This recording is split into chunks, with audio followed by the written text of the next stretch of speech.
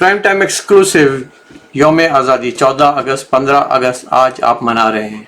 پوری دنیا میں سفارت خانوں کو خصوصی ہدایات جاری کی گئی ہیں کہ کس طرح سے منانا ہے, کیا امیج پورٹرے کرنا ہے کہ پاکستان بہتری کی طرف جا رہا ہے, کیا واقعی بہتری کی طرف جا رہا ہے, کیا عالمی سطح پر ہماری امیج اب ایک ترقی یافتہ ملک کی حیثیت سے جانی پہچانی جاتی ہے اور ہم ایک روشن خیال پاکستان کی تصویر دنیا کو دکھا رہے ہیں, نہیں دکھا رہے ہیں. بہت ساری باتیں, کتابی باتیں آپ نے سنا ہوتی ہیں, لیکن اس میں کتنی سچائی ہے آج ہم بات کریں گے اس پہ. آپ کو یوم آزادی اسپیشل ایپیسوڈ لائیو آپ دیکھ رہے ہیں اور ہمارے ساتھ اس موقع پر پاکستان کے ایک معروف صحافی, نیو یارک میں پاکستان پوسٹ کے روح رواں سینئر تجزیہ نگار جناب آفاق فاروقی صاحب جوائن کریں گے. اور وہ اس لیے بھی امپورٹنٹ اس وقت ان کا جوائن کرنا ہے کہ بانیان پاکستان جنہوں نے پاکستان بنایا اور ان کی اولادیں آج پاکستان کو کہاں کھڑا ہوا دیکھتی ہیں, اس پہ کچھ بات ہوگی. ویلکم سر, کیسے ہیں آپ؟ ٹھیک ہیں؟ یوم آزادی مبارک اگر کہہ سکتا ہوں تو. بہت طنزیہ جملہ ہے اہل شعور کے لیے. وہ آپ کے سوالات سن کے ہنسی بھی آ رہی تھی کہ آپ یہ سارا سٹائر کیوں کر رہے ہیں اس موقع پر. خیر, آپ کو بھی بہت مبارک ہو کہ رسم دنیا بھی ہے, موقع بھی ہے, دستور بھی ہے. تو آج اتنے برس بیت چکے ہیں, جو اس سے پہلے جمہوری حکومتیں بھی آتی رہی ہیں, مارشل لاز بھی آتے رہے ہیں, ہم نے بہت کچھ دیکھا, لیکن آج 2021 میں بڑی زبوں حالی کا شکار ہے یہ ملک, اور ہر طرح سے مشکلات ہیں, چاہے وہ فائنانس کی صورت, بجٹ کی دیکھ لیں, خزانے کی دیکھ لیں, سرحدوں کی دیکھ لیں, یا عالمی سطح پہ جو ایک امیج ہے اس پہ دیکھ لیں, اور پھر آپ دیکھ رہے ہیں کہ افغانستان کی ایک سچویشن بھی ڈیولپ ہو رہی ہے. لیکن ان اتنے سارے سالوں میں آپ کیا سمجھتے ہیں آفاق صاحب کہ ہم نے کیا کھویا, کیا پایا؟ دیکھیں, قابل اجمیری کا ایک بہت مشہور شعر ہے, زبان زد عام ہے, ہزاروں بار ہم دہراتے ہیں, پڑھتے ہیں, سنتے ہیں, کہ وقت کرتا ہے پرورش برسوں, حادثہ ایک دم نہیں ہوتا. اور جو موجود صورت حال ہے اس پر میر نے کبھی کہا تھا, مجھے تو ایسا لگتا ہے کہ ان کے تصور میں تقسیم ہندوستان تھی, یہ 74 سال پرانا پاکستان تھا, کہ کمال شعر ہے, یقین ہی نہیں آتا کہ وہ ہم لوگوں کے لیے کہا گیا تھا. کیا ہے وہ, میرا دماغ ایک دم وہ ہو گیا کہ جس کا آخری مصرع ہے کہ منہ نظر آتے ہیں دیواروں کے بیچ. ایک کمال ابھی آ جائے گا, میں آپ کو سنا دوں گا, مگر میں شروع یہاں سے کروں گا کہ آج ہی اتفاق سے پاکستان کے میں نام نہیں لوں گا ایک شہر کی, کیونکہ لوگ بہت جلدی پکڑے جاتے ہیں, ایک ساتھی نوجوان جو بہت ہی انقلابی صحافی ہے, اس کا فون آ گیا کہ آفاق بھائی کیا ہو رہا ہے, کیا ہونے جا رہا ہے. تو میں نے کہا بھائی گراؤنڈ پہ تو تم ہو, تم بتاؤ, 14 اگست بھی آ رہی ہے, کیا فیل کرتے ہو, اور تم تو اسٹیبلشمنٹ کی قوم سے بھی تعلق رکھتے ہو, میں نے تنزیہ کہا. تو بہت ہنسا اور کہنے لگا آفاق بھائی آج کل قبرستان جاتا ہوں اچانک کچھ دوستوں کے ساتھ والدین کی قبروں پر, تو وہاں جا کر ایک عجیب احساس ہوا کہ جو لوگ ڈر ڈر کے جیتے رہے, سسک کر, خوشامدیں کر کے, منافقتیں کر کے, خوف سے, وہ بھی یہیں آتے ہیں. جو لڑ گئے, جو اڑ گئے, انہیں بھی یہیں آنا ہے. تو پھر لڑ جائیے, اڑ جائیے, تو لڑنے کا فیصلہ کر لیا ہے, اب جو ہوگا وہ ہوگا. تو اس پہ اسی کی جو گفتگو ہے اس پہ اب وہ شعر یاد آ گیا کہ نون کیا ہے, پھر وہ میرے ذہن سے نکل گیا کہ عجیب واقعہ ہو رہا ہے یہ, کہ خیر میں آگے بڑھتا ہوں. بہرحال وہ کہنے کے آفاق بھائی بہت برا حال ہے, کسی کو کچھ نہیں پتا کہ یہاں کیا ہونے جا رہا ہے. جھوٹی تسلیاں ہیں, وعدے ہیں جو 74 سال سے دیے جا رہے ہیں. جب پاکستان کا 14 اگست کے حوالے سے مجھ سے کوئی سوال کرتا ہے تو میں کہتا ہوں یہ ساؤتھ ایشیا کے مسلمانوں اور جس خطے میں پاکستان ہے اس کی اقلیتوں کے لیے, ان کی اقلیتوں کے لیے سیاسی, سماجی, مذہبی, معاشی ایک قبرستان میں تبدیل ہو گیا. ان کی ساری خواہشات, ان کے خواب, ان کی آرزویں، ان کی سوچیں سب قطرہ قطرہ کر کے ان سے چھینی گئیں، لوٹی گئیں اور انہیں تباہ کر دیا گیا۔ آج قائد اعظم لیاقت علی، نواب محمود آباد یا اس طرح کے لوگ زندہ ہوتے تو اس قوم سے معافی مانگتے، ان کی نسلوں میں کوئی باقی ہوتا تو وہ بھی معافی مانگتے کہ ہم نے غلط خواب دیکھا تھا، بنیادی نظریہ ہی غلط تھا۔ مذہب کی بنیاد پر انسانی تاریخ میں یہ پہلی زمین تھی جو توڑی گئی۔ تاریخ یہ بتاتی ہے کہ مذہب سے کلچر بہت بڑا ہوتا ہے، تہذیب بہت بڑی ہوتی ہے، اور پاکستان نے اس کو ثابت کیا۔ اور پھر جب پاکستان بن رہا تھا تو آپ نے امہ کے نام پر سلطنت عثمانیہ کو بکھرتے ہوئے دیکھ چکے تھے، ہم یورپ کو تقسیم ہوتا ہوا دیکھ چکے تھے۔ یورپ کا تو رنگ بھی ایک تھا، مذہب بھی ایک تھا، مگر کلچر، زبان کا فرق تھا نا، کہ فرینچ اپنے ادب پہ نازا ہیں تو برطانیہ اپنے ادب پہ نازا ہیں تو جرمن اپنے ادب پہ نازا ہیں۔ یہی تھا نا بیسک وجہ، تو آپ کہیں سے بھی گھوم پھر کر آ جائیے۔ تو ایک دھوکہ تھا، ڈیلوژن تھا، الوژن، جو بھی آپ اسے کہیں۔ اور پھر جنہوں نے یہ بنایا تھا انٹرنیشنل کمیونٹی، میں بالکل صاف کہوں گا کہ انٹرنیشنل کمیونٹی کی ضرورت تھی کہ ہندوستان کو تقسیم کرنے میں ہی فائدہ تھا۔ کشمیر ایشو تو چھوڑے، میں تو سمجھتا ہوں فلسطین ایشو بھی نہ ہوتا۔ کہ مجھے یہ پہلی بار خیال آیا کہ جب صدر بش ہندوستان پہلی بار جا رہے تھے، بش جونیئر، تو انہوں نے کہا کہ میں نئی مارکیٹ میں جا رہا ہوں جہاں 500 ملین کنزیومر رہتا ہے۔ تو اس دن میرے ذہن میں آیا کہ یہ 700 ملین بھی تو ہو سکتا تھا، یا 800 ملین بھی ہو سکتا تھا یہ کنزیومر جو ہے۔ اور جب اتنی بڑی منڈی ہوتی ہے، جب کاروبار کی اور کیپٹلزم کی بنیاد پہ ہی نظریات میں آگے بڑھنا ہے، چیزیں جانی تو پہچانی جاتی ہیں، تو آپ سوچئے کہ ہندوستان کے 60 65 70 جو بھی مسلمان ہیں، کیا ان کی مرضی کے بغیر حکومت بن سکتی تھی؟ کیا آج بھی انٹرنیشنل کمیونٹی ہندوستان کو نظر انداز کر سکتی تھی؟ یہ ساری چیزیں یہاں کیلکولیٹ ہو چکی تھیں، پہلے سے موجود تھیں۔ اس کی بنیاد پہ، اور پھر تاریخی طور پہ اگر آپ ایک چیز نوٹ کریں کہ جن کے ذریعے یہ مقاصد حاصل کیے جاتے ہیں، سب سے پہلے انہیں ہٹایا جاتا ہے۔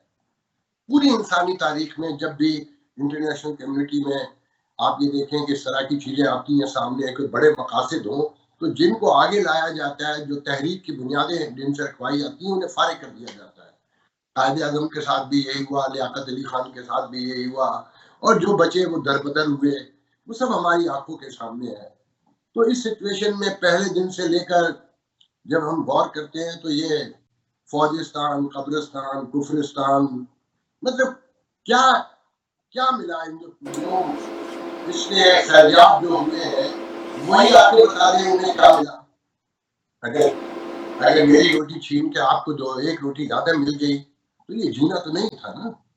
مطلب آج یہ نوبت ہے کہ کہتے ہیں کہ دنیا کی ایسی تیسی، ہمارے پاس کیا ہے، ہم تو ابھی بھی حقہ گڑ گڑاتے ہیں، وہی سرسوں کی ساگ کے ساتھ روٹی کھاتے ہیں، تو وہی کھاتے رہیں گے۔ مگر جب یہ کلاٹ پیدا ہو جائے کہ ہم نے آگے بڑھنا ہی نہیں ہے، تو پھر کلٹ ہی آگے بڑھتے ہیں نا۔ جو دیکھ لینا ہر طرح کے کلٹ، اکنامک کلٹ بھی ہیں، ریلیجیس کلٹ بھی ہیں، سوشل پولیٹیکل آسپیکٹ میں بھی کلٹ ہی کلٹ ہے ہر طرف۔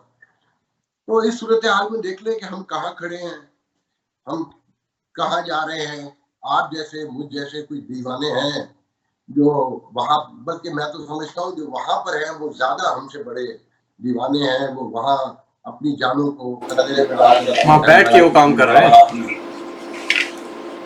اسے ان ساری چیزوں کو دیکھیے تو نظر تو کچھ نہیں آتا۔ اچھا، بات یہ ہوتی ہے کہ جب جو بات آپ کر رہے ہیں وہ فیکٹس پہ مبنی باتیں کر رہے ہیں، میں جو بات کرتا ہوں فیکٹس پہ مبنی، اور جو حقائق، جو گراؤنڈ ریالٹیز اس پہ بات کرتا ہوں، یا دیگر دوست جو کرتے ہیں، یہ اینٹی اسٹیٹ کیوں بن جاتے ہیں پھر ہم؟ یہ anti, what you mean by anti state? آج کل یہ بڑا مشہور چل رہا ہے پاکستان پہ۔ یہ ساری تاریخ میں یہ بھی کوئی نئی بات نہیں ہے۔ آپ اپنی اسلامی مملکت تو کوئی دیکھ لیں، خلافت کے دور سے بلکہ دیکھ لینا، اگر وہاں سے شروع کریں بھی معترضہ باتیں شروع ہو جائیں گی، لوگ ناراض ہو جائیں گے کہ جب بھی اقتدار کے خلاف آپ بولیں گے، ایک مائنڈ سیٹ جس نے قبضہ کیا ہوا ہو، اور پھر یقین کی حد تک ڈیلوژن ہو کہ ہم ہی حب الوطن ہیں، ہم ہی بہتری لا سکتے ہیں اور ہم ہی بہتری لائے ہیں، اس بنیاد پہ جب آپ ان کے خلاف بات کریں گے، ان کے نظریے سے ہٹ کر بات کریں گے تو آپ اینٹی اسٹیبلشمنٹ ہوں گے، اینٹی انٹرسٹ، نیشنل انٹرسٹ ہوں گے، آپ ٹریٹر ہوں گے، آپ سب کچھ آپ پر ہی الزام لگے گا. آپ دیکھیں نا 74 سال ہو گئے، کوئی ایک جگہ پر کہیں پر بھی انہیں کامیابی نظر نہیں آتی. ہر جگہ بٹریل ہوا، ہر بار بٹریل ہوا، اور خود آ کر اپنی پچھلی پالیسیوں کو برا بھلا بھی کہتے ہیں. سانحہ مشرقی پاکستان ہو، اس سے پہلے ایوب خان ہو، ضیاء الحق ہو، مشرف ہو، آپ دیکھ لیں کہ ان کے ہی تسلسل سے ان کے پیشرو انہیں کنڈیم کرتے رہے ہیں، مگر خود کو کہتے ہیں ہم درست ہیں. تو اس میں آپ اور میں کیا کر سکتے ہیں؟ اچھا، پھر ایک مائنڈ سیٹ ہے اس خطے کا، بلکہ میں تو کہوں گا کہ نارتھ انڈیا کا پورا یہ مائنڈ سیٹ ہے. اچھا، پھر ہندوستان دیکھیں، اس تقسیم کو تو میں کوئی حیرانی سے نہیں دیکھتا. اس میں صرف حیرانی ایک بات پر ہے کہ یہ مذہب کے نام پر ہے. ہندوستان تاریخ میں کبھی بھی متحد نہیں رہا، یہ لڑتا ہی رہا ہے، ٹکڑوں میں ہی رہا ہے، بانٹا ہی گیا ہے. یہ پہلی بار ہے کہ مذہب کے نام پر بانٹ دیا گیا، اور بالکل دیوانگی کے ساتھ بانٹا گیا، اور چمٹے ہوئے کچھ لوگ، جو کہ 71 میں سارا ختم ہو چکا ہے. پھر 71 کو چھوڑے، وہ تو ہم نے سنا تھا نا، ہمارا بچپن تھا. میں نے 1986 میں سانحہ علی گڑھ خود کور کیا ہے. میں نے 720 لاشیں اپنے ہاتھوں سے اٹھائی ہیں، دیکھی ہیں، ان کو کور کیا ہے. میں نے ان لڑکیوں کو، 16-18 سال کی بچیوں کو دیکھا ہے جن کے بریسٹ نوچے ہوئے تھے، کہ سامنے والوں نے، مسلمانوں نے صرف زبان کی بنیاد پر ایک دوسرے کو مارا تھا. تو ایک بار نہیں، کئی بار اس کی نیگیشن ہو چکی ہے. مگر ایک خاص مائنڈ سیٹ ہے خطے کا، سینٹرل پنجاب کہیں گے، ہم صاف کہیں گے کہ ان کا ایک مائنڈ سیٹ ہے، وہ نہیں سمجھ کے دیتے، وہ نہیں مان کے دیتے. تو آج ہم بند گلی میں داخل ہو گئے ہیں. آج انٹرنیشنل کمیونٹی میں جو کچھ چھپ رہا ہے، جو کچھ ہو رہا ہے، اور جس طرح سے اکنامک آپ کے گرد گھیرا ڈالا جا رہا ہے، جو آنے والے 6 مہینے میں، سال میں، اور ایٹ دا موسٹ 1.5 سال میں آپ کے سب سامنے آ جائے گا کہ بالکل بند گلی میں ہے. اب تو بہت وہ لوگ جو اسٹیبلشمنٹ کی حمایت کرتے تھے، آج ہی میرے ایک دوست بہت ہی پڑھے لکھے ہیں، اور آپ بھی جانتے ہیں، میں نام نہیں لوں گا، وہ بہت پریشان ہو کے مجھ سے پوچھ رہے تھے کہ یار کیا ہونے جا رہا ہے، تو بہت ڈر لگ رہا ہے کہ بہت کچھ عجیب ہونے جا رہا ہے. وہ ابھی خبر آئی، آپ نے سنی ہوگی کہ امریکہ 3000 ٹروپس بھیج رہا ہے، اپنے کمبیٹ ٹروپ بھیج رہا ہے، جو ایمبیسی میں پہلے تو 650 چھوڑے تھے، اب ان کو ایمبیسی کو تقریباً باہر سے خالی کر رہے ہیں. تو یہ، میں تو ایک بات کہتا ہوں کہ یہ فوجی ریٹریومنٹ نہیں ہے امریکہ کا یا نیٹو کا، یہ پولیٹیکل ڈیسیجن ہے. یہ پولیٹیکل جب ڈیسیجن ہوتے ہیں تو بہت پہلے سے ورکنگ ہوتی ہے. پھر آپ ہی کے انٹرویو میں الیگزینڈر کا کہنا کہ پاکستان 20 سال سے انٹرنیشنل کمیونٹی کی انویسٹمنٹ کے خلاف لڑتا رہا ہے. تو یہ ساری چیزیں ان کو ذرا گیدر کر کے تو دیکھیں ہم کہاں پہنچ گئے ہیں. ہم ایک بند گلی سے بھی بڑی ایک چھوٹی گلی میں کہہ رہی ہے، ایک چھوٹی سی گلی، اس میں بھی بند چاروں طرف سے کر دیا گیا کہ اتنی سفوکیشن ہو گئی ہے کہ سانس بھی نہیں لے پا رہے. لیکن یہ چیز کسی اور نے تو نہیں کی نا آفاق صاحب، یہ تو ہمارے اپنے کرتوت ہیں، جو مطلب یحییٰ خان سے لے کر ایوب خان، اور پھر اس کے بعد آپ چلتے چلے جائیں، ضیاء الحق صاحب آ گئے، مشرف صاحب آ گئے، کیانی صاحب آ گئے. پھر جب کیری لوگر بل آیا، اس پہ انہوں نے شرط لگا دی کہ بھئی اب مارشاء اللہ بہت ہو گیا، تو اب انہوں نے پھر ایک سویلین مارشاء اللہ کی شکل نکال لی. تو یہ کارنامے تو ہمارے اپنے، جو بلے ہم سینے پہ لگا کے گھومتے ہیں. اس میں صاحب میں آپ سے ریکویسٹ کروں گا، یہ لفظ جو ہم 14 سال سے ہم ہمارے انورٹڈ کاموں میں ہو سکتا ہے، اس کے باوجود نہ کہا جائے. ہم نہیں ہیں شامل، اور نہ ہم پاکستانی ہے، نہ اس میں عام پنجابی ہے، نہ اس میں عام پشتون ہے، نہ سندھی ہے بیچارہ، نہ بلوچی ہے، نہ مہاجر ہے، کوئی نہیں ہے. یہ ایک مائنڈ سیٹ ہے. اس میں اردو اسپیکنگ نے بھی حصہ ڈالا ہے، سینٹرل پنجاب کے تو ایک مائنڈ سیٹ ہے ہی ہے. پھر اس میں کے پی کے لوگوں نے بھی کچھ ایک مخصوص تعداد نے حصہ ڈالا ہے، جو اس نظام میں گیا ہے، جو بینیفیشری رہا ہے، جسے ڈی ایچ اے میں پلاٹ ملے ہیں، جسے 2 مربع زمین ملی ہے، جسے اقتدار ملا ہے، جسے پتا ہے کہ وہ صرف میجر ہے. اگر کسی کانسٹیٹیوشن کے انڈر ہوتا، کسی سویلائز ورلڈ میں ہوتا، تو اسے شہر میں بھی نہیں آنے دیا جاتا وردی میں.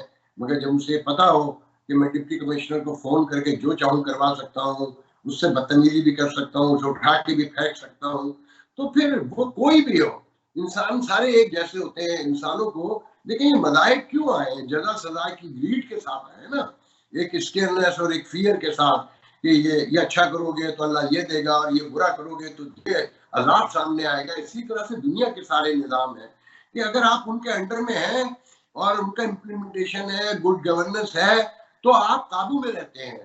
آپ نے سنا ہوگا نا کہ یہ خاص کر پاکستانی بڑی مثال دیتے ہیں کہ نیو یارک میں لائٹ چلی گئی تو لوٹ مار ہو گئی, فلانی جگہ یہ ہو گیا تو لوٹ, کیا نام ہے, لاس اینجلس میں جو مجھے سیاہ فام کا واقعہ ہوا تھا لیٹ ارلی 90s میں کہ بڑی لوٹ مار. یہاں ہو کے جہاں پر بھی لالنس آئے گی اور اسٹیٹ کمزور پڑے گی, سارے انسان ایک جیسے ہو جاتے ہیں. تو عام انسان ہو, بہت پڑھے لکھے ہو, ہم ذہنی طور پہ ایک ہے, ورنہ نظام بھی نہیں آتے, ورنہ یہ مذاہب بھی نہیں آتے. یہ ہماری وحشتوں کو روکنے کے لیے تو لائے گئے نا. تو عام آدمی تو دیکھیں اسے سزائے موت بھی ہوتی ہے, عمر قید بھی ہوتی ہے, اسے چوری میں ہاتھ بھی کہیں کاٹے جا رہے ہیں تو کہیں وہ 15 سال سے جیل میں بند ہے. جہاں اقتدار جو طاقتور اشرافیہ ہے وہ 2 منٹ میں چھوٹ جاتی ہے, وہ سزائے عمر قید ہو جاتی ہے, مگر وہ لندن علاج کرنے بھی چلی جاتی ہے. تو یہ ہم کا لفظ نہیں لگانا چاہیے. میں اور آپ اور جو بھی عام لوگ ہیں ان بیچاروں کو کوئی لینا دینا نہیں ہے. وہ تو یس سر ہے, پھر جب ایجوکیشن بھی نہیں ہے, اویئرنیس بھی نہیں ہے, آپ کو میڈیا بھی پابند ہمیشہ سے, اچھا میڈیا ہمیشہ سے پابند تھا. یہ جو ٹوٹل صحافیوں کی تو جدوجہد نہیں ہوگی, مگر یہ پبلشر جو ہیں, یہ جو جو آج میڈیا ٹائکون کہلاتے ہیں, ان کے پرانے ریکارڈ اٹھا کے دیکھ لیں, چاہے یہ ڈان گروپ ہو, جنگ گروپ ہو, یہ کوئی سب نکالنے والی, یہ جو اب نئے آئے ہیں یہ تو ہیں ہی کاروباری لوگ. یہ تو ٹوٹل سسٹم سے فائدہ اٹھانے کے لیے, لوٹ مار میں اپنا حصہ, اپنی طاقت, اپنی بالادستی دکھانے کے لیے آئے ہیں. تو عام لوگوں کا کوئی لینا دینا نہیں ہے. میں اس سے کبھی بھی ایگری نہیں کرتا. قائد اعظم محمد الجناح کا آج ایک قول بڑا ٹویٹر پہ چل رہا ہے جس میں انہوں نے کہا کہ when press rise country rise, when press falls country falls. تو میں نے اس کے جواب میں لکھا کہ currently the press is dying, so what about the country is dying too. Quaid Azam, میں تو بہت سی باتوں پہ یقین ہی نہیں کرتا. ضیاء الحق کے دور میں قائد اعظم کے فرمودات بھی گڑھے گئے اور حدیث بھی گھڑی گئی, اور مرحوم فاروق لودھی جو آپ جانتے ہوں گے, جو کمنٹیٹر ہوا کرتے تھے, انہوں نے ایک نجی محفل میں اس طرح واقعہ بتایا کہ کیسے گڑھا جاتا تھا. تو میں تو ان پہ اب بلیو ہی نہیں کرتا. اور ہم تو وہ لوگ ہیں جو مطلب ہم نے جلسوں میں دیکھا بھی ہے, سنا بھی ہے, اور صحافی درجنوں سے منہ سے سنا ہے سیاستدانوں سے کہ جب کچھ سمجھ میں نہ آئے تو اول فول عربی کی طرف بولنا شروع کر دو, لوگ واہ شروع کر دیں گے کہ دیکھو کتنی اچھی طرف کر رہا ہے. تو ہم تو اس خطے کے رہنے والے ہیں. تو وہاں پر قائد اعظم نے کیا کہا, مجھے تو یہی سمجھ میں نہیں آتا کہ قائد اعظم کیا کیا کہہ گئے ہیں. قائد اعظم مولوی کے ساتھ بیٹھتے تھے تو اسلامی پاکستان دکھاتے تھے, جب آپ جیسے مجھ جیسے لبرل سیکولر کے ساتھ بیٹھتے تھے تو ایک لبرل پاکستان بتاتے تھے. قومی نظریہ مذہبی نظریہ تھا, مگر 11 سپٹمبر کو کہہ رہے تھے کہ اب کوئی ہندو نہیں ہے, کوئی مسلمان نہیں ہے, اور سب برابر کے شہری ہیں. یہ کیسے پاسبل تھا جب آپ ایک نیشن تھیوری مذہب کی بنیاد پہ لے کر آ رہے ہیں, اور بعد میں آپ یہ کہہ دیں کہ جب آپ یہاں پر آپ صرف پاکستانی ہیں. آپ کے خیال میں یہ پاسبل تھا؟ بالکل نہیں, بالکل نہیں. تو جو قائد جو فادر آف دی نیشن ہے وہی اتنا کنفیوز تھا. مجھے بات کہنے دیجیے بڑی معذرت کے ساتھ, اگر کسی کو برا لگے, وہیں سے تو بنیادی خرابیاں پیدا ہوئی ہیں کہ مولوی سے بات کریں تو وہ 50 کوٹ نکال کے لے آتا ہے قائد اعظم کے, کتنے کہیں گے پڑھیں یہ قائد اعظم نے کہا کہ یہ ایک اسلامی ملک ہوگا. اچھا, پھر جب اسلامی ملک بننا تھا تو اقلیتوں کے ساتھ جو ہو رہا ہے وہ بھی اس میں بھی ناجائز ہے, اور سیکولر ملک کے طور پہ رہنا تھا تو اس کا کوئی وجود کی ضرورت ہی نہیں تھی. مطلب ایک گڑبڑ گھٹالا ہے جو مجھے تو اب تک سمجھ میں نہیں آیا.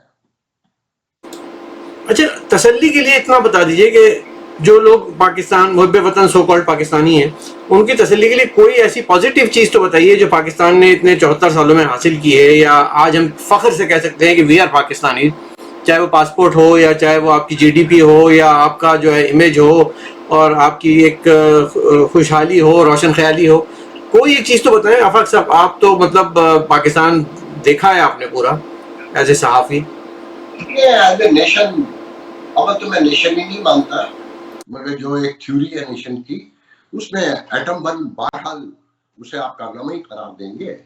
کہ اسلامک ورلڈ میں جوہلا کی بستی میں جہاں 300 سال 400 سال سے تو مکمل اندھیرا پڑا ہوا ہے، وہاں چوری کر کے بنایا جیسے بنایا، اور وہی عذاب بھی بن گیا۔ وہ اس پہ بھی میں آپ کو واقعہ سنانا چاہوں گا کہ بے نظیر بھٹو سے 2003-4 مجھے یہ ڈیٹا تو یاد نہیں ہے، میں نے ان سے سوال پوچھا کہ بی بی گزرے ہوئے پاکستان کو دیکھتے ہوئے آج کے پاکستان کی روشنی میں آنے والے پاکستان کو پریڈکٹ کیجیے۔ ان کا تاریخی جواب میں آپ کو سنانے جا رہا ہوں۔ میں بیچ کا سارا حصہ کاٹتا ہوں، مجھ سے کہنے لگی کہ آپ ٹیپ بند کریں، میں نے ٹیپ بند کر دیا کہ نہیں اپنا ایٹم بم واپس دیں گے۔ تو میں نے کہا کیا مطلب؟ کہ نہیں اپنا ایٹم بم واپس دیں گے۔ تو میں نے کہا بی بی برا نہیں بنائیے گا، میں جب یہ ایٹم بم پھاڑا جا تھا میں اس کے مخالفین کی صف میں کھڑا تھا، تو جو ہماری خواتین جب مداکڑ آتی ہیں خاص کر مردوں کا، تو ان کا ایک خاص سٹائل ہوتا ہے، لٹوں کو جھٹکا دیتی ہیں تمسخر اڑاتے ہوئے، وہ کیوں؟ تو میں نے اس پہ کہا کہ ایٹم بم رکھنے کی 3 شرائط ہے۔ پہلی شرط تو یہ ہے کہ نیشن ہونی چاہیے، وہ آپ ہیں ہی نہیں۔ آپ کے پولیٹیکل ایشوز، جو دوسرا کور معاملہ ہے کہ آپ کے پولیٹیکل اور سوشل ایشوز سیٹل ہونے چاہیے، وہ بھی نہیں آپ کے یہاں۔ اور تیسری سب سے بڑی شرط یہ ہے کہ دینے والی اکانومی ہونی چاہیے، مانگنے والی اکانومی نہیں ہونی چاہیے۔ تو آپ بتائیے ان میں سے کوئی ایک شرط پوری کرتی ہیں؟ تو اس پہ ایک دم کہتی ہیں میں تو نہیں دوں، جبکہ بعد میں پتہ چلا کہ وہ امریکن سے یہ وعدہ کر کے گئی تھی کہ وہ ایٹمی حوالے سے تعاون کریں گی، مگر آف دا ریکارڈ انہوں نے مجھ سے کہا کہ میں نہیں دوں گی۔ پھر انہوں نے اپنے باپ کے مرنے کی کہانی سے لے کر کوریا سے میسل لانے تک کی پوری کہانی مجھے سنائی، اور پھر ایک تاریخی جملہ میرا نام لے کے 3 بار کہا، اور میں گزشتہ 2 سال سے ہی سب کو بتا رہا ہوں، مگر کسی کی سمجھ میں نہیں آ رہا۔ دیکھیں میرا اختلاف ہو سکتا ہے بیوی سے، آپ کا ہو سکتا ہے، مگر وہ ایک ویژنری خاتون تھی، وہ ایک انٹرنیشنل فگر تھی، وہ بہت پڑھتی لکھتی تھی، وہ ویسٹرن ورلڈ کے مزاج کو سمجھتی تھی۔ انہوں نے ایک تاریخی جملہ کہا اور 3 بار میرا نام لے کے کہا کہ فاروقی صاحب دعا کیجیے گا ڈالر کبھی 100 کا نہ ہو، کہ فاروقی صاحب دعا کیجیے گا ڈالر کبھی 100 کا نہ ہو۔ جب میں اس انٹرویو کے بعد باہر نکلا اور میں نے معلوم کیا تو اس دن ڈالر 50 روپے 53 پیسے کا تھا، آج ڈالر 165 روپے کا ہے۔ اور نئی منحوس خبر یہ ہے کہ وہ کہ میں تو جنوری سے یہ بات کہہ رہا ہوں، مگر اب ایکسپرٹ جو معاشی تجزیہ کار ہیں وہ یہ کہہ رہے ہیں کہ سال کا اینڈ ہونے سے پہلے یہ ڈالر 175 سے 180 روپے کا ہوگا، کہ ایکسپورٹ کی جو کہانیاں سنا رہے تھے وہ بھی ڈکلائن پہ ہے، اس کی 50 ریزن ہے، جو میں اور آپ پیسے بھیجتے ہیں اس کے بھی ریزننگ تھی، وہ بھی اب آلموسٹ نیچے جانا شروع ہو جائیں گے۔ ورلڈ جو آئی ایم ایف ہے اس نے اپنا پروگرام معطل کر دیا ہے، وہ کہتا ہے کہ یہ آپ بجٹ خسارہ، اسٹیٹ بینک کہتا ہے کہ 2% سے اوپر بجٹ خسارہ نہیں ہونا چاہیے، مگر سارے ان کے اپنے اکنامک جو ایکسپرٹ ہیں وہ سب کہتے ہیں کہ بجٹ خسارہ 9 سے 10% سے نیچے نہیں جا سکتا، جو ایکسیپٹیبل نہیں ہے۔ پھر آئی ایم ایف کہتا ہے یا آپ بجٹ کا اہداف پورا نہیں کرتے، آپ وہ ٹیکس پورا نہیں لے سکتے، تو آپ مہنگائی کریں۔ آپ مہنگائی اب کر نہیں سکتے، آپ 11 دفعہ دوائیں بڑھا چکے ہیں، آپ کی گڈ گورننس ہے نہیں، 5 دوائیں حکومت بڑھواتی ہے میڈیسن کمپنیوں سے، 25 کی دوائیں فارمیسی والا خود بڑھا لیتا ہے، کیونکہ آپ کے گورننس تو ہے ہی نہیں نا۔ پھر $40 بلین آپ نے نیکسٹ 3 ایئر میں پے کرنے in any condition to the world, کہاں سے لائیں گے؟ پھر یہ جو انٹرنیشنل کمیونٹی کی سچویشن افغانستان پہ بن رہی ہے، اب ذرا ایک لمحے کو سوچئے، آئی ایم ایف آپ سے بات کرنے کو تیار نہیں، کہتے ہیں سپٹمبر میں بات کرے گا، مگر میری اطلاع یہ ہے کہ وہ نہیں کرے گا۔ اچھا آئی ایم ایف کا اگر اپروول نہ ہو، وہ اگر آپ کو گو تھرو نہ کرے تو نہ ورلڈ بینک دیتا ہے، نہ زرعی ترقیات، وہ دوسرا جو ایشیا ترقیاتی بینک، کوئی فائنینشیل انسٹیٹیوٹ آپ کو پیسے نہیں دیتا۔ اچھا ان کی ڈوریں کہاں سے ہلتی ہیں وہ آپ کو بھی پتا ہے، مجھے بھی پتا ہے، ایف اے ڈی ایف کیا ہے، یہ زر مقابلہ سے لے کے ساری کہانی، یہ کہتے ہیں جی چائنیز بلاک میں ہم چلے جائیں گے، دھمکی دیتے ہیں، کہتے ہیں محیط یوسف جو 10 سال یہاں رہ کے گیا ہے ماشاءاللہ سے کہتا ہے ہمارے پاس بڑے آپشن ہیں، وہ آپشن دکھاؤ نا بھائی۔ چائنا کی تو پوری اپنی اکانومی، وہ 2050 میں سپر پاور بنے گا نہیں بنے گا، میں اتنا بڑا ایکسپرٹ نہیں ہوں، مجھے تو اتنا پتا ہے کہ اس کی $1000 بلین کی اکانومی امریکہ اور اس کے الائی پہ کھڑی ہوئی ہے۔ اگر آج لڑائی بڑی ہو جائے اور ڈپلومیٹک ریلیشن ختم ہو جائیں تو میں دیکھوں گا چائنا کیسے سروائیو کرے گا، یہ پاسبل ہی نہیں ہے۔ تو اس میں چائنیز بلاک میں جائیں گے۔ اچھا کس ملک کے خلاف جائیں گے؟ جو حسین حقانی نے اپنی کتاب میں لکھا ہے کہ پہلی فوجی چھاؤنی جو کھاریوں میں بنی تو اس کا اینٹ، روڑا، سیمنٹ، گھر میں سولجر کی وردی، اس کا بیج، اس کا راشن، گولی، بندوق، توپ سب امریکہ نے دی. اچھا پھر 1941 میں امریکہ کا برطانیہ کا پیکٹ موجود ہے کہ عالمی جنگ کے اینڈ پر آپ کالونیوں کو آزاد کریں گے، اس کی شرائطیں لکھی ہوئی ہیں. امریکہ تو آپ کا ابا ہے، اصل نیشن آف فادر جو ہے وہ تو امریکہ ہے، آپ کا قائد اعظم تھوڑی ہے. جو ایمانداری کی بات ہے، چیزوں کو بہت سے جو بڑے اتنے لوگ ہیں جو سمجھتے ہیں، مگر وہی مثال کے طور پہ آج ایک فوجی سے بات ہو رہی تھی، بڑے ہمبل ہیں، بڑے اچھے انسان ہیں، میں دل سے ان کی قدر کرتا ہوں. میں نے کہا ہوگا کیا؟ کہتے ہیں ہر مشکل وقت میں اللہ نے ہماری مدد کی ہے، پھر ہماری مدد کو آئے گا. میں نے کہا بھائی میرے بچپن میں ڈالر 4 روپے کا تھا، جب میں امریکہ آیا تو 13.5 روپے کا تھا، اب 165 روپے کا ہے. تو یہ اللہ اور یہ ہم کب مدد کرتا ہے مجھے وہ تو بتا دیں. تو جواب نہیں ہے. تو ساری چیزوں کو غور سے دیکھیں کہ ایک خطے کو سیف کرنے کے لیے ایک خطے کے عوام کو، مخصوص لوگوں کو، وہ بھی سب کو نہیں. میں کراچی والے آج کل بہت زیادہ رو رہے ہیں. پہلے آج میں کراچی والوں کی ایک بات کہہ دوں، میں خود بھی کراچی سے ہوں، آپ بھی ہیں. دیکھیں جی زمین کے حوالے سے 2 تصور ہیں. ایک تصور تو میں اور آپ ہیں کہ میں اور آپ تو انٹرنیشنلسٹ ہیں کہ بھائی جہاں مال ملے گا، جہاں روٹی دکھائی دے گی، جہاں اکانومی ہوگی ہم موو کر جائیں گے. میں کل نیو یارک میں تھا، آج میں ٹیرس پہ بیٹھا ہوں. دوسرا نظریہ یہ ہے جناب جو ٹریڈیشنل ہے، پھر وہی مسئلہ آ جاتا ہے جدیدیت کا اور محترم ہمارے احمد جاوید کے مسلمانیت کا. کہ روایتی نظریہ یہ ہے کہ دھرتی ماں ہے. جو دھرتی ماں پہ یقین کرتے ہیں وہ یہ بھی یقین رکھتے ہیں کہ زمین سے غداری کرنے والے کو معاف نہیں کیا جاتا. وہ قائد اعظم ہو، وہ لیاقت علی ہو، وہ الطاف ہو، وہ بھیا آفاق فاروقی ہو، حنیف فاروقی ہو، یا پرویز مشرف ہو، تو پھر درجنوں نکل کر آئیں گے نا. 83,000 لاوارث لاشیں ایدھی نے دفنائی ہیں مشرف کے دور تک. اور یہ کس کی لاشیں تھی پھر؟ یہ کن کی لاشیں تھی پھر؟ یہ لاوارث لاشیں جو اگر وہ فوری نہ اٹھائی جاتی، مطلب ابھی پتہ چلتا تھا کہ یہ لاش آئی ہے اور ایدھی کی ایمبولینس سائرن بجاتی پہنچ جاتی تھی. ایدھی کو اس لیے تو قومی پرچم میں لپیٹ کر دفن کیا گیا. اگر کوئی لاشیں پڑی رہتی 2-4 گھنٹے تو انقلاب آ جاتا. وہ میرے آپ کے بہن بھائیوں کی، بھتیجوں کی، چچا کی، ماموں کی، دوستوں کی، رشتہ داروں کی، کراچی شہر والوں کی لاشیں تھی نا. آپ یہ دیکھیں کس طریقے سے کراچی میں بنیادی طور پہ آپ یہ دیکھیں یہ ٹورانٹو، نیو یارک، لندن اور پیرس، لاس اینجلس، شکاگو، یہ جو بڑے کاسموپولیٹن سٹی ہوتے ہیں، یہ تو بڑے سیکولر ماڈرن سٹی ہوتے ہیں نا، لبرل سٹیز ہوتے ہیں. مگر آپ کراچی دیکھیں، یہ اردو اسپیکنگ ہم تھے ہی بنیاد پرست اور انتہا پسند. مذہبی انتہا پسندی ہم میں سے شروع ہوئی ہے. یہ پاکستان کی پوری تحریک کو تو ذرا غور سے دیکھیں نا. پنجابی کلچر یہ تو بڑا کھلا کلچر ہے. اور جماعت اسلامی کا جماعت اسلامی کی جو بنیاد ہے، آپ کے کتنی شادیوں میں 60 سال کا بوڑھا بھی ڈانس کر لیتا ہے جی، وہاں تو ہم کر لیتے ہیں نا. ہم بہت کنزرویٹو تھے. ہم نے جب پاکستان میں آئے تو آپ دیکھیں شاہ محمود نورانی کو ووٹ دے رہے تھے، جماعت اسلامی کو ووٹ دے رہے تھے، پھر آخری انتہا پسندی پہ قوم پرستی پہ اتر آئے. تو کنزرویٹو ہم ہیں بنیادی طور پہ.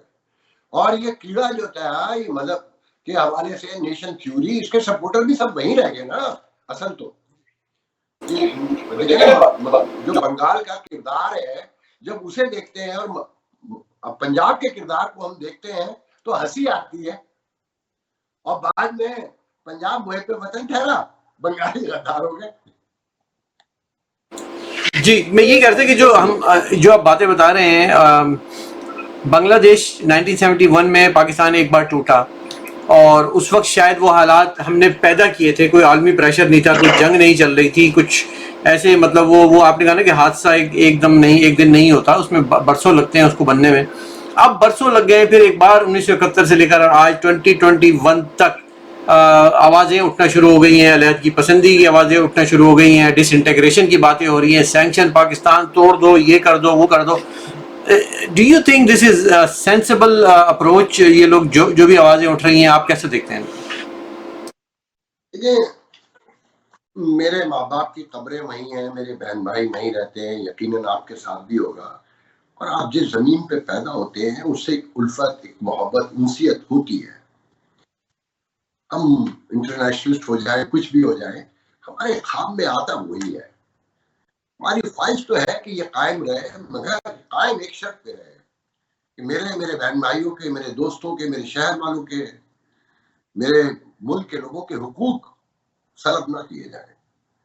ان کا جس کا جو رائٹ بنتا ہے، میرٹ ہو، قانون کی بالادستی ہو، انصاف پرووائڈ ہوتا ہو، وہ ریاست ہوتی ہے. جو ریاست کی تعریف ہے، جو اقوام متحدہ بیان کرتی ہے، جس پہ پاکستان کبھی پورا نہیں ہوتا. جو حالات ہیں، مثال کے طور پہ میں نے کل کسی اپنے پروگرام میں بھی کہا ہے کہ جی وہ کراچی والے رونا دھونا ماتم نہیں کرتے، نہیں بار بار تو نکلتے نہیں ہیں. تو اور سوشل میڈیا نے تو اور معذور ان کو بنا دیا ہے، یا اپنا کتھارسس کر کے آگے بڑھ جاتے ہیں. تو کسی نے مجھے بھیجا کہ کراچی میں 7 ڈپٹی کمشنر ہیں، 7 غیر مقامی ہیں، کمشنر غیر مقامی ہیں، 145 کالج ہیں سرکاری، 132 میں غیر مقامی پرنسپل ہیں، 3 ہاسپٹل ہیں، تینوں میں غیر مقامی لگے ہوئے. اسی طرح کے کیا نام ہے منی. اور سب سے بڑی مثال تو پولیس کی ہے. پولیس تو وہی بتانے جا رہا ہے کہ 106 تھانوں میں سے 105 تھانوں میں غیر مقامی ایس ایچ او ہے. تو اس پہ میرا کہنا یہ ہے کہ دیکھیں، جب آصف علی زرداری اس ملک میں خاموش زندگی، جلا وطن، خود ساختہ جلا وطنی زندگی گزار رہے تھے، تو وہ اکثر کہا کرتے تھے کہ پاکستان بالٹک اسٹیٹ کی طرز پہ ٹوٹے گا. اکثر کہتے تھے وہ. اب آپ ذرا سوچیں کہ ایک ڈیموکریٹک پارٹی، دیکھیں میں آج بھی یہ کہنے کو تیار ہوں کہ اگر پاکستان میں مجھے پسٹل پہ رکھ کر ووٹ دینا پڑے تو میں پیپلز پارٹی کو ہی ووٹ دوں گا. اگر جمہوریت کی کہیں پر کوئی رمق ہے، کہیں سول میں، کہیں آپ جسے کہتے ہیں کہیں ملتی ہے، تو وہ پیپلز پارٹی میں ہے. انہی کے درمیان کچھ لوگ ہیں. مگر پیپلز پارٹی دیکھیں کیا کر رہی ہے، جمہوری پارٹی ہونے کے باوجود کراچی میں بالکل الٹ، مطلب فاشزم کی بھی آخری حد پر اتار رہی ہے، 18ویں ترمیم کا فائدہ اٹھا. وہ کیوں کر رہی ہے؟ مجھے ڈر یہ لگ رہا ہے کہ یہ جو فائنانشل حالات ہیں، جو انٹرنیشنل کمیونٹی میں تنہائی ہے، جو تعصبات ہیں، جو تضادات ہیں، اور جو صوبوں کی لڑائیوں سے لے کر گروپ، ایک میدان کارزار بچھا ہوا ہے نا آپس کے اندر، تو ان کو یقین ہو چکا ہے کہ یہ ملک ٹوٹنے جا رہا ہے. تو یہ مثال کے طور پہ یہ پاکستان کی، میں تو سندھ میں پیدا ہوا ہوں، پیپلز پارٹی ذوالفقار علی بھٹو سے لے کر بے نظیر اور آصف زرداری تک چلے جائیے، یہ سندھ میں کبھی بھی ڈیموکریٹک پارٹی نہیں تھی. اندرون سندھ ایک ایم کیو ایم تھی، مکمل طور پہ سندھیوں کی ایم کیو ایم، جو بھی کر لے ووٹ اسی کو پڑنا ہے. تو انہوں نے آنے والے وقتوں کی تیاری شروع کر دی.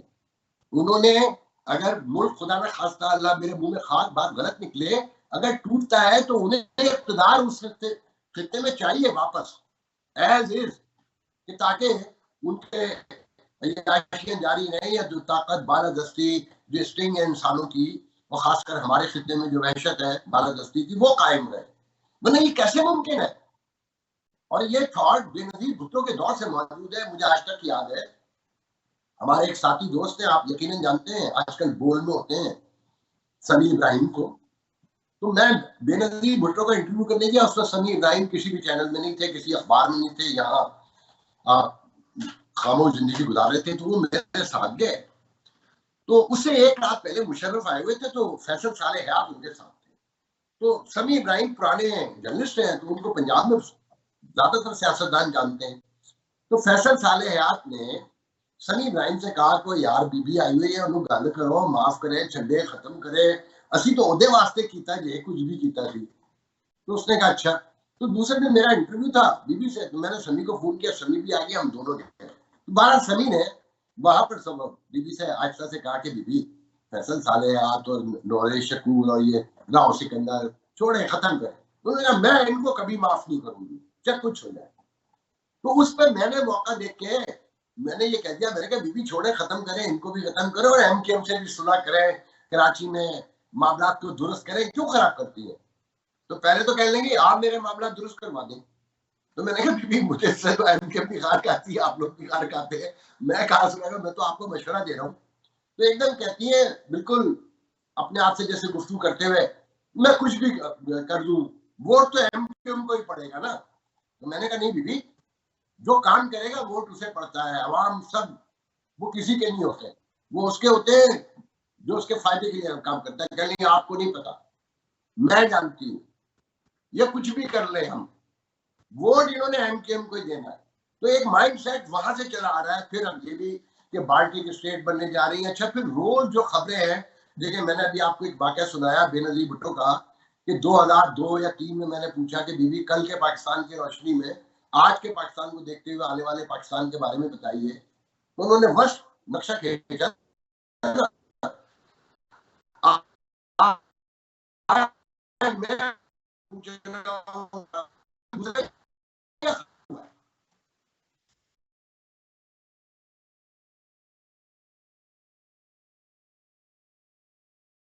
آپ لائن پر ہیں؟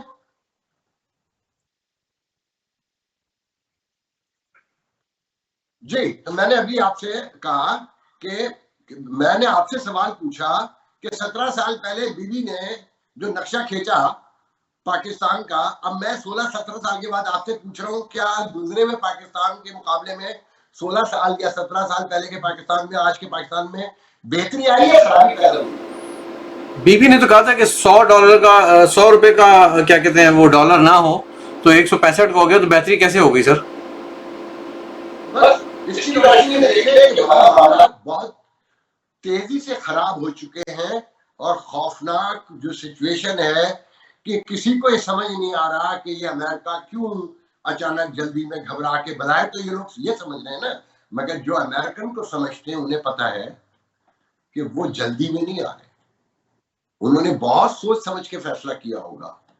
یہاں 5000 سے زیادہ تھنک ٹینکس ہیں جن کا کام ہی پیپر ورک کرنا ہے, گراؤنڈ ریئلٹیز تلاش کر کے اپنا مغز نکال کے رکھ دینا ہے. تو ایسا نہیں ہو سکتا. اچھا کوئکلی, آپ نے چونکہ افغانستان کا معاملہ چھیڑ ہی دیا ہے تو کوئکلی اس پہ آ ہی جاتے ہیں, اور آپ نے میرا شاید وہ شو بھی دیکھا ہو کرس الیگزینڈر کے ساتھ, sanction Pakistan, sanction Pakistan, sanction Pakistan, اقتصادی پابندیاں لگائی جائیں. دنیا میں باتیں تو ہو رہی ہیں, ایوانوں میں, لابنگ میں, ڈپلومیٹک سرکلز میں, آپ بھی جانتے ہوں گے جرنلسٹک حلقوں میں. وٹ از دا ریالٹی, کیا ایسا ممکن ہے؟ دیکھیں یہی سب سے بڑا ڈر ہے. جو آخری میں نے جو بند گلی کا لفظ کہا تھا ابھی کچھ دیر پہلے, اسی بنیاد پہ کہا کہ ہم معاشی طور پہ کنگال ہو چکے ہیں, ویسٹرن ورلڈ ہمیں بچا لیتا ہے.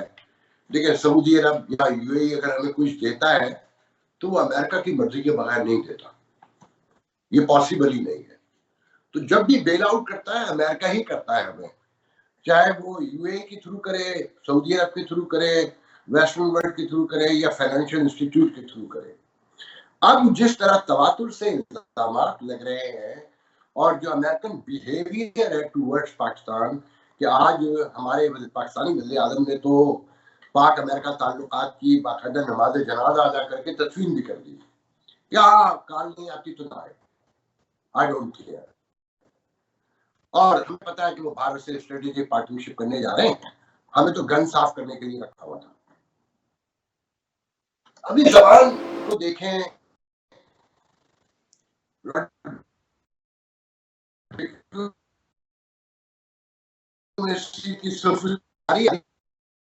جو مروجت ہے جس زبان کا وہی استعمال ہوگا نا. کہ آپ کو تو آلریڈی کہ جب آپ کا ایڈوائزر یہ کہتا ہے کہ جی دیکھیں کال کرنے کا کہا, کال نہیں آئی, تو وہیں فائنینشیل ٹائم امریکن سورسز سے یہ بھی لکھتا ہے کہ امریکن ایڈمنسٹریشن میں تو اس حکومت کے بارے میں ایک تاثر یہ ہے کہ یہ ایک اسٹوج حکومت ہے. ایک تو آپ اسٹوج یہاں پر سمجھے جاتے ہیں، پھر آپ کی زبان بھی یہ ہے، اور پھر انہیں یہ بھی پتا چل گیا ہے کہ آپ کے پاس جو دینے کو ہے وہ دینے کو تیار بھی نہیں ہے. تو پھر ایسا کیا ہے آپ میں؟ جی پھر آپ کہتے ہیں کہ جی ہم بڑی اسٹریٹجک لوکیشن پر ہے. لیکن جس تیزی سے طالبان پھیل رہے ہیں اور جس طرح سے وہ یکے بعد دیگر شہروں پہ قابض ہو رہے ہیں، مجھے تو یہ بھی اسلام آباد بھی دور نہیں لگتا، کیونکہ طالبانائزیشن تو پورے پاکستان میں پھیل چکی ہے، کیونکہ ہم نے بنائی ہے. آپ نے کھیتی یہ بیج خود بوئے تھے، اب آپ کی دھرتی پہ بھی وہ پودے درخت بن گئے. دیکھیں کل مجھے نہیں پتا آپ نے دیکھا نہیں دیکھا، بھی پرسوں سی این این پہ کرسٹینا امن پور کے پروگرام میں حسین خان انہوں نے بہت خوبصورتی سے، اچھا میں ان کی بہت سی باتوں سے ایگری نہیں کرتا ہوں.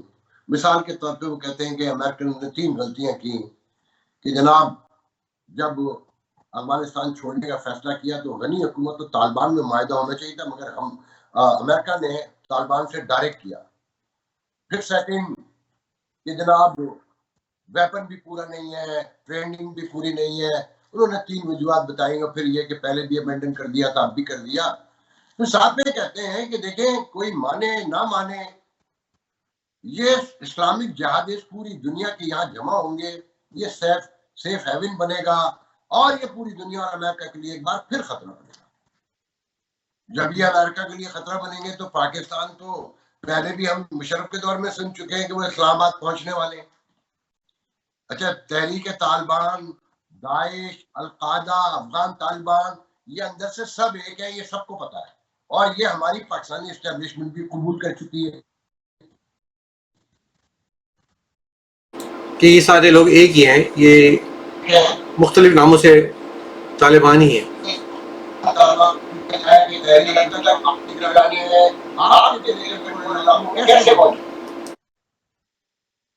ٹھیک ہے نا. اچھا پھر وہ جب انہوں نے وہاں پر ایڈوانس شروع کیا، انہوں نے پاکستان کی طرف ایڈوانس شروع کر دیا ہے. جتنے واقعات ہوئے انکلوڈنگ چائنیز جو کلنگ ہوئی ہے، اس میں بھی غیور کے مسلمان اور تحریک طالبان پاکستان شامل ہے. اور یہ انٹیلیجنس ان کی پاکستان کی اپنی رپورٹس ہیں، جس پہ اوپر چائنا کے گلوبل ٹائم نے لکھا کہ پاکستان کی فوج اگر سفیشینٹ نہیں ہے تو چائنیز فوج کو جانا چاہیے اور وہاں سے دہشت گردی کا قلع قمع کیا جائے. اچھا پھر اس سارے سینیریو کو سمجھنے میں 1 منٹ لگتا ہے کہ جی 1 روڈ 1 بیلٹ 1 روڈ سی پیک، اور یہ دنیا کے اقتصادیات کو چینج کر دے گا، 2/3 دنیا چائنا کے زیر نگو ہو جائے گی، فلانا ہو جائے گا، دھماکہ ہو جائے گا. بڑا اچھا ڈرامہ ہے، یہ بڑا اچھا خواب ہے. اب جب یہ انتشار پھیلے گا اور وہ ایڈوانس کریں گے، پاکستان میں دہشت گردی ہوگی، تو یہ بتائیے کہ یہ 1 بیلٹ 1 روڈ کہاں جائے گا؟ بالکل صحیح بات، بالکل صحیح بات. بس اتنی سی کہانی ہے یہ جو پاکستانی اسٹیبلشمنٹ کی سمجھ میں نہیں آ رہی. اچھا بس یہ آخر کے 4-5 منٹ میں آپ سے اور ایک آخری سوال کروں گا کہ فیوچر آف پاکستان بہت لوگوں کے ذہن میں سوال ہے، کیونکہ نہ باجوہ صاحب سدھر رہے ہیں، نہ ان کی ڈاکٹرائن سدھر رہی ہے، نہ عمران خان سلیکٹڈ جو ہیں ان کی طرف سے کوئی پروگرس دکھائی دے رہی ہے، نہ ہم کسی مثبت سمت میں جا رہے ہیں کہ ہم نے کچھ اچیو کیا ہو ان آزادی کے اتنے سالوں میں. سو فیوچر کیا دیکھیں گے پھر ہم اپنی، کیونکہ فوج نے بدلنا نہیں ہے، سینکشن لگائے بغیر وہ سدھریں گے نہیں، وہ جو پیسہ آتا ہے ہڑپ کر جاتے ہیں. So what is our future, this nation's future? پیسہ ہڑپ کرنا یہ کوئی ایشو نہیں ہے. 74 سال سے اربوں خربوں ڈالر انٹرنیشنل کمیونٹی نے، این جی اوز نے، فائنینشیل انسٹیٹیوٹ نے ہمیں ہیلپ آؤٹ کیا، اور ہمارے مخصوص خاندان کھا گئے، اور ان کی اولادیں عیش کر رہی ہیں. عام آدمی غریب سے غریب ہوتا گیا، اور دینے والوں کو بھی پتا ہے وہ دیتے بھی اسی لیے ہیں. وہ چاہتے ہی یہ ہیں کہ وہ الگ ہی اس لیے کیا گیا تھا کہ یہ خطہ ان کے کنٹرول میں رہے، اور اس کی بنیادی شرط یہ ہوتی ہے کہ بیڈ گورننس ہو، لوٹ مار کرنے والی اشرافیہ ہو، اور ایک ظالم فوج ہو. اگر ایک معاشرہ منظم ہو جائے، گڈ گورننس آ جائے، کانسٹیٹیوشن کے تابع ادارے کام کرنے لگے، تو وہ ویسٹرن ورلڈ کو یا چائنا کو یا کسی کی ضرورت ہی کیوں پیش آئے گی؟ بھئی آپ کے ملک میں دیا اللہ کا دیا تو سب کچھ ہے نا، سارے موسم بھی ہیں، ساری فصلیں بھی ہیں، اب زندگی کی ہر چیز ہے. اگر اہل شعور کے لیے، اہل عقل کے لیے اگر وہ کام بھی کرنا چاہتے ہیں، آنیسٹ بھی ہوں، ڈسپلن بھی ہوں. تو اس کا فیصلہ پاکستانی اسٹیبلشمنٹ یا پاکستانی پولیٹیشین نے نہیں کرنا حضور، نہ پاکستانی عوام نے کرنا ہے. پاکستانی عوام کو تو کچھ پتہ ہی نہیں ہے. وہ تو آدھے عمران کے پیچھے لگے ہوئے ہیں، آدھے نواز شریف کے، اور کچھ جو ہے نا اس کے پیچھے ہے بلاول کے اور زرداری کے. اگر ان کے اندر شعور ہوتا ہے تو یہ اسٹیٹس کو کا حصہ ہے نا سب لوگ. ان میں سے کون ہے جو اپنے طور پر بطور سیاستدان خود جسم جنما ہو اور اپنی اسٹرگل سے آگے آیا ہو؟ یہ سارے اسٹوج وہی لائے تھے. اسٹیٹس کو کنٹینیو ہو رہا ہے. عمران کو ہو سکتا ہے. میرے پاس آج تازی خبر یہ ہے کہ جی ایک براڈ بینڈ ٹائپ کی حکومت بنانے کے لیے گفتگو ہو رہی ہے کہ اجتماعیت پیدا ہو افغانستان کے معاملات سے. ایک نیا اسٹوج پیدا کر لیں گے، نہیں تو 2023 کے بعد پھر دیکھیں گے کیا کرنا ہے. تو سوری، پاکستان کا قسمت کا فیصلہ انٹرنیشنل کمیونٹی نے کرنا ہے، امریکہ نے کرنا ہے، برطانیہ نے کرنا ہے، اور یورپی یونین نے کرنا ہے، یا آسٹریلیا کینیڈا شامل ہوگا، جو جن کا یہ بنایا ہوا ملک ہے. باقی اگر کسی کی یہ ڈیلوژن میں ہے کہ جی اسٹیبلشمنٹ کو اچھے فیصلے کرے گی اور عمران خان یا نواز شریف یا زرداری یا کوئی الطاف حسین آ کے اس کو ٹھیک کر لیں گے، تو ایسا کچھ نہیں ہے. میں اس کسی وشفل تھنکنگ کا شکار نہیں. تو آفاق صاحب یہ بتائیے گا کہ دو ملک آزاد ہوتے ہیں ایک دن کے وقفے سے یا ایک ہی دن ہوتے ہیں، تو تاریخوں کا پھر ایک تاریخی بلنڈر ہے، لیکن آج انڈیا کہاں کھڑا ہوا ہے اور پاکستان کہاں پہنچ چکا ہے، تباہی کے دہانے تک پہنچ چکا ہے. انڈیا کی جی ڈی پی بھی بہتر ہے، ان کی امیج بھی اچھی ہے، ان کے ساتھ عالمی شراکت داری بھی ہے طاقتوں کی، اور بظاہر وہ ایک 5 ٹریلین کی اکانومی کو لے کے چل رہے ہیں. اگر یہ کورونا نہیں آتا تو وہ اور آگے جاتے. وہ اسپیس پروگرام کی بات کر رہے ہیں. تو آپ اس کو کیسے دیکھتے ہیں، یہ ایک تقابلی طور پہ اگر دیکھا سوال کیا جائے آپ سے؟ لیکن اس کی دو بنیادی وجوہات ہیں. جو پہلی وجہ میں بیان کروں اسی میں دوسری وجہ بھی موجود ہے. ایک تو کانگریس سیاسی پارٹی تھی، ان کا سیاسی تجربہ تھا، انہوں نے جدوجہد کی تھی، ان کا ایک نظام تھا جمہوری. یہ جو مسلم لیگ ہے نا، یہ کبھی سیاسی جماعت نہیں تھی. یہ اس وقت کی اسٹیبلشمنٹ کی اسٹوج تھی، جیسے آج تک پاکستان میں یہ اسٹوج ہی رہی. یہ قاف بھی بن جاتی ہے، جیم بھی ہے، نون بھی ہے، پوری ایک ہسٹری ہے نا ان کی. کونسل مسلم لیگ بھی ہے. تو یہی بنیادی فرق ہے ہندوستان اور پاکستان میں کہ کانگریس ایک جماعت تھی اور اس کو یہ احساس تھا ایز اے ڈیموکریٹک کہ یہ جتنا تعداد ہے ہمارے خطے کے، ہمارے ملک میں، جو ہماری تاریخ ہے کہ ہم کس طرح لڑتے رہے ہزاروں سال آپس میں، تو اگر ہم نے برابر کے رائٹس نہیں دیے، اگر ہم نے ایک دوسرے کو سمجھا نہیں، رسپیکٹ نہیں دی، ہم نے کانسٹیٹیوشن کو فالو نہیں کیا، تو ہم زیادہ دیر قائم نہیں رہ سکتے. یہ پھر پرانا ہندوستان بنے گا. اچھا، ہمارے دماغ میں ایک یہ تھا کہ ہم امہ ہیں، بس امہ کہیں گے اور مسئلہ حل ہوتا چلا جائے گا. اچھا، تاریخ یہ بتاتی ہے کہ امہ میں ایک مفاد پرست گروپ مروان سے لے کر اب تک ہر دور میں پیدا ہوتا رہا ہے، اور وہی جو ہے پریویل کرتا ہے، وہی اقتدار میں رہتا ہے.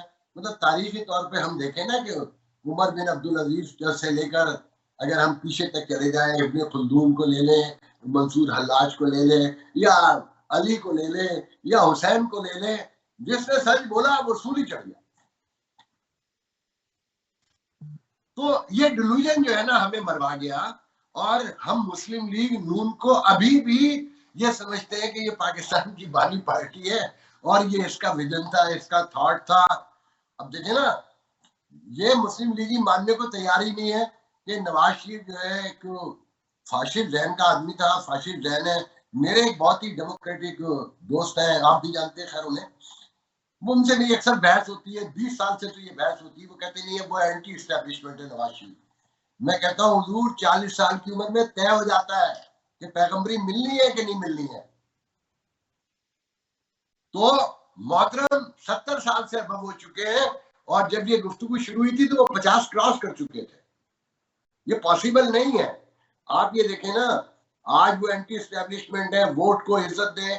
یہ صرف زرداری حکومت سے لے کے اب تک 2018 تک ان کی کبھی چیزیں گنواؤں تو شرم سے سر جھک جاتا ہے. مگر ایک عوام کا ایک خاص طبقہ ہے کیونکہ ہمارے یہاں شعور نہیں ہے، سیاسی بصیرت تو بہت دور کی بات ہے. تو ان سارے معاملات کو اس طرح دیکھیے کہ ہندوستان سے ہمیں مقابلہ کرنا بھی نہیں چاہیے. ہندوستان سے مقابلہ کرنا نہیں چاہیے اور پراکسی وار کو اینڈ کر دینا چاہیے. افغانستان کی پراکسی وار کو ختم وقت ہو گیا اور اپنے مسائل پہ توجہ دینی چاہیے. اگر ہمیں آگے بڑھنا ہے، اسی آزادی کو جو ملی ہے اس کو ہمیں فائدہ اٹھانا ہے. اس کو جو ایک جناح صاحب نے جو بھی ایک گائیڈ لائن دی ہے اقلیتوں کے حوالے سے، ہندوؤں کے حوالے سے، احمدیوں کے حوالے سے، اس کو بھی ہمیں رسپیکٹ دینی ہے. ایک اچھی تصویر پیش کرنی ہے دنیا کے سامنے آفاق صاحب. تو میں سمجھتا ہوں کہ اگر ہم یہ بات کرتے ہیں تو پھر یہ کہاں سے اینٹی اسٹیٹ بات ہو جاتی ہے، کیونکہ یہ تو ملک کی بہتری کی بات ہو رہی ہے. اس میں تو کوئی ایسی بات نہیں ہے آبجیکشنیبل. ہم ذہنی طور پہ ہی نیرو مائنڈیڈ لوگ ہیں، ہمیشہ سے بنیاد پرست ہیں، ٹریڈیشنل، اور جو ایک ادب کا، احترام کا اور جو رسپیکٹ کی جو معنی ہے ہمارے بڑے ڈفرینٹ. کہ اگر میں اپنے والد کی بات سے اختلاف کروں اور ان کے اگینسٹ میں ایک نظریہ پیش کروں تو ایک ڈس رسپیکٹ بات ہو جاتی ہے ہمارے یہاں. جبکہ پڑھے لکھے معاشروں میں، سویلائزڈ معاشروں میں اسے ایک بڑی پیش رفت تصور کیا جاتا ہے کہ بھئی نوجوان نسل اپنے طور پہ بھی سوچتی ہے اور وہ اپنے طور پہ بھی اب سٹینڈ کہیں کر سکتی ہے. تو اس ساری صورتحال کو میں ہمیشہ سے اسی طرح دیکھتا ہوں کہ ہمارے یہاں کہ جو مائنڈ سیٹ ہے، جو ایک لہر ویو ہے، اس سے ہٹ کے بات کرتا ہے. اور پھر پوری دنیا میں بھی یہ ہوتا رہا ہے. تھوڑا سا فرق اب ضرور آیا ہے، ہندوستان میں بھی ماشاءاللہ سے بہت ہی تسلسل کے ساتھ جمہوریت رہنے کے باوجود مودی کو دیکھنا پڑا ہے نا. لیکن میں اور آپ کو بہت رسپیکٹ کرتا ہوں میں ہندوستان کی جمہوریت کی، مگر اس جمہوریت کی کوکھ سے جو نکل کر آیا ہے وہ کوئی بہت اچھا نہیں ہے. یہ ٹھیک ہے کہ یہ خطے کا اثر ہے، یہ ساری چیزیں ہیں، مگر ان کے ہاں جمہوریت کا تسلسل ہم سے بہت زیادہ تھا. میں یہ بھی مان لیتا ہوں کہ کانگریس جو ہے کرپٹ ہو گئی ہوگی اور اس میں وہ شعور نہیں رہا ہوگا، وہ بصیرت نہیں رہی ہوگی، راہل گاندھی اتنے سمجھدار نہیں ہوں گے، میں سب ماننے کو تیار ہوں. مگر یہ ممکن نہیں ہے کہ میں ہمیشہ اپنے دوستوں سے کہتا ہوں کہ پاکستانیوں سے خاص کر کہ اگر آپ کو نواز شریف سے مخاصمت ہے سیاسی اور آصف زرداری اور الطاف حسین سے، تو میں اس سے بھی برا آدمی عمران خان چوز کر لوں. میں نہیں کروں گا حضور. ایسا ممکن نہیں ہے کہ ایک برے کو چھوڑ، ایک برے کی دشمنی میں دوسرے برے کے ساتھ چلا جاؤں. تو ہندوستان کی جمہوریت اس لیے قابل احترام ٹھہری ہے کہ ایک بہت بڑی کنزیومر مارکیٹ ہے اور اس کی فوج کو یہ معلوم ہے کہ یہ بہت بڑا ملک ہے، ہمارا سائز بہت چھوٹا ہے، ہم اگر خدا نہ خواستہ قبضہ کرنے نکلے تو مکمل نہیں کر پائیں گے. خیر مکمل تو ہماری فوج بھی نہیں کر پائی اور وہ اس کو آوازوں کو دبا کر، لوگوں کو مار کر، لاپتہ کر کر اسی طرح سے اپنا کام چلا رہی ہے. اسی طرح سے بہت بہت شکریہ آفاق فاروقی صاحب، نیو یارک سے ہمیں جوائن کیا آپ نے اور آج یوم آزادی اسپیشل پہ ہمارا ساتھ بھی دیا اور اچھی گفتگو کی تاریخ کے حوالے سے بھی، اور جو فیکٹس ہیں وہ آپ تک پہنچائے. خواتین حضرات، 14 اگست 15 اگست آپ سب کو بہت بہت مبارک، جہاں جہاں آپ اس کو منا رہے ہیں، جس طریقے سے منا رہے ہیں، اور ایک عزم کے ساتھ منا رہے ہیں کہ آزادی جس طرح سے ملتی ہے، غلامی سے آزادی حاصل کرنا اتنا آسان نہیں ہوتا. تو اس کو ہمیں حاصل کرنا پڑے گا اور اس کو آگے لے کر جانا پڑے گا. میں ہمیشہ ہی اس بات کا ایک بہت جسے کہنا چاہیے کہ بہت زیادہ میں اس پہ بلیو کرتا ہوں اور یقین رکھتا ہوں، میرا ایمان ہے اور میں دعوے سے کہتا ہوں کہ ریاستیں روز روز نہیں بنتی ہیں، لیکن حادثہ بھی ایک دن نہیں ہوتا ہے. یہ ہم اس نہج پہ جب پہنچتے ہیں، جب پتہ چلتا ہے کہ جب آپ 16 دسمبر 1971 کو ایک دن جاگتے ہیں اور اس پہ اخبار میں لکھا ہوتا ہے کہ ہم جنگ جیت رہے ہیں لیکن آپ ڈھاکہ فال کر چکا ہوتا ہے، تو یہ اچانک ہوتا ہے. تو اسی طرح سے یہ صورتحال کب تک چلے گی، کب ایک دن ایسا ایک اناؤنسمنٹ ہوگی، یہ ہمیں نہیں معلوم، لیکن اس کو ابھی سے روکا جا سکتا ہے. لوگوں کو سمجھایا جا سکتا ہے، ان کو بٹھایا جا سکتا ہے، ان کے ساتھ بات کی جا سکتی ہے، ان کو محب وطن اور غدار کہنے کا سلسلے کو روکنا. یہ ہے آزادی. منظور پشتین کو گلے لگانا ہوگا، الطاف حسین کو گلے لگانا ہوگا، بلوچوں کو منانا ہوگا، اور اپنے آپ کو محب وطن کہہ کے دوسرے کو اینٹی اسٹیٹ کہہ دینے سے کوئی بھی آپ کی بات میں وزن پیدا نہیں ہو جاتا۔ یوم آزادی کا یہ پروگرام اسپیشل تھا، ہماری آپ تک یہی ایک کاوش تھی۔ انیس فاروقی کو بھی اجازت دیجیے گا۔ Have a great evening.